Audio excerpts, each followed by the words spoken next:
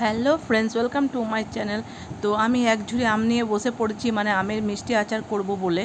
তো প্রথমে ভেবেছিলাম গুড় আম করব, মানে গুড় দিয়ে যেমন ডুমো ডুমো করে আম কাটে গোল গোল করে, তারপর যেরকমভাবে গুড় আম করে, মানে কড়াইয়ের মধ্যে 5 ফোড়ন, শুকনো লঙ্কা আর তেজপাতা দিয়ে তেল দিয়ে ভালো করে ভেজে, তারপরে লবণ দিয়ে জল দিয়ে সেদ্ধ করে তার মধ্যে গুড় একটু চিনি দেওয়া হয়। তারপর যখন আঠা আঠা হয়ে যায় নামাবার সময় তখন ওই মানে খোলায়, গরম খোলায় যেটা জিরে, মৌরি, ধনে, মেথি সবকে একসাথে, শুকনো লঙ্কা সবকে একসাথে ভেজে গুঁড়ো করে ওপর থেকে ছড়িয়ে নামিয়ে দেওয়া হয়। তো ওটাই আমি প্রত্যেক বছর এরকমভাবে গুড় আম তৈরি করি। তো আজকে ভাবলাম যে না, একটু অন্যরকমভাবে করব। আজকে ওই ভিনিগার আর চিনির শিরা তৈরি, মানে চিনির শিরা তৈরি করে তারপর আমি বানাবো মিষ্টি আচার আমের। তো সেই জন্য আমি কড়াইয়ে পরিমাণ মতো জল দিয়ে দিলাম। এরপর চিনি দিয়ে দেবো, মানে চিনির শিরা তৈরি করব, চিনি দিয়ে দেবো। তারপর ভিনিগার, 2 ঢাকনা মতো ভিনিগার দিয়ে দেবো।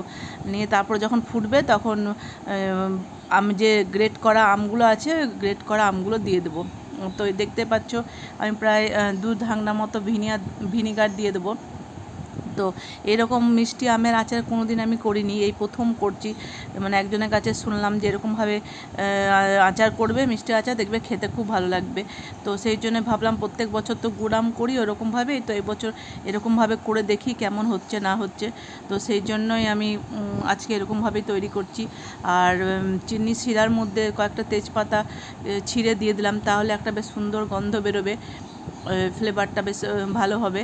তো এরপর যখন জলটা ফুটে আসবে, মানে একটু ঘন, খুব ঘন হলে চলবে না, মানে একটু সামান্য যখন একটু ঘন হয়ে আসবে তখন গ্রেট করা আমগুলোকে দিতে হবে। কারণ যখন সেদ্ধ হবে তখন তো অটোমেটিক আস্তে আস্তে ঘন হয়েই যাবে। তো ওই যে দেখতেই পাচ্ছ যে ফুটে গেল, তখন তারপরে আমি গ্রেট করা আমগুলোকে দিয়ে দিলাম। এবার ভালো করে সেদ্ধ হতে দেব। আর যখন সেদ্ধ হবে, ফুটবে, তখন অটোমেটিক মানে আমটাও সেদ্ধ হবে আর চিনির শিরাটাও আস্তে আস্তে ঘন হতে শুরু করবে। আর স্বাদের জন্য আমি একটু লবণ দিয়ে দিলাম, কারণ একটু লবণ না দিলে ভালো লাগবে না। পরিমাণ মতো, মানে খুব বেশি দিলে চলবে না, হালকা একটু লবণ দিতে হবে। তো ভালো করে নাড়াচাড়া করে নিচ্ছি আমি। আর পরে আমি আরেকটু চিনি অ্যাড করলাম, কারণ চিনির শিরা তৈরি করার জন্য যে চিনি দিয়েছিলাম ওতে খুব একটা দেখলাম মিষ্টি হয়নি। আর এই আমগুলো প্রচণ্ড টক, আর আমরা একটু টক ভাবটা কম খাই, একটু মিষ্টি মিষ্টি খাই। তো সেই জন্য দেখলাম যে আরেকটু চিনি দিয়ে দিই, সেই জন্য পরে আরেকটু চিনি অ্যাড করে নিলাম। তো তোমরা তোমাদের ইচ্ছা অনুযায়ী, এরকম টক খাবে, মিষ্টি খাবে, সেই অনুযায়ী চিনিটা অ্যাড করে নেবে। যদি বেশি মিষ্টি খাও তো পরবর্তীকালে আবার চিনিটা অ্যাড করে নিতে পারো, অসুবিধা নেই। দিয়েছিলাম। আর এই যে লাল লাল দেখতে পাচ্ছ, এগুলো শুকনো লঙ্কাগুলো ওপর থেকে কাইচি করে কেটে কেটে আমি দিয়ে দিয়েছিলাম, চাইলে তোমরাও দিতে পারো।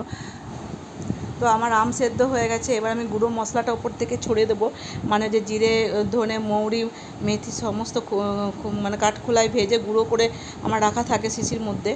তো বেশি দেবো না, এটা অল্প পরিমাণ দেবো। গুঁড়ো আম হলে যেমন বেশি দিতে হয়, এটা অল্প পরিমাণ দিয়ে ভালো করে নেড়ে চেড়ে, আর আমার অনেকটা ঘনও হয়ে গেছে দেখতেই পাচ্ছ। তো ভালো করে নেড়ে চেড়ে তারপর আমি নামিয়ে দেবো। আর আমার আমের মিষ্টি আচার একদম রেডি, দেখতে পাচ্ছ। আর কালারটাও খুব সুন্দর হয়েছে। আর একটু আমি টেস্ট করে দেখলাম, মিষ্টিটাও একদম পারফেক্ট আছে। তাহলে ভিডিওটা ভালো লাগলে অবশ্যই লাইক করো, শেয়ার করো। আবার দেখা হচ্ছে পরের ভিডিও। টাটা।